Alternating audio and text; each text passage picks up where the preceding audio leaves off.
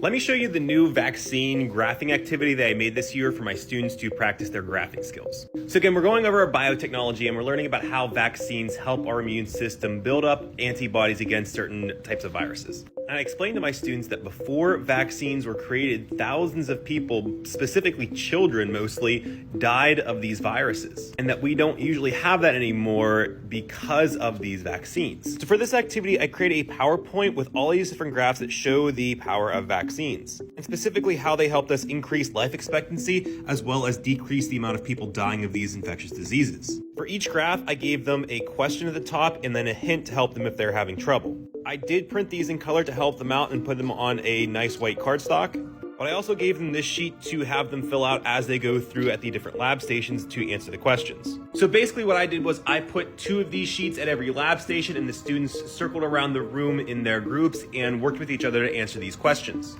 At the end of class, I went over each one of the graphs and how I answered it, and we talked about the answers as a class.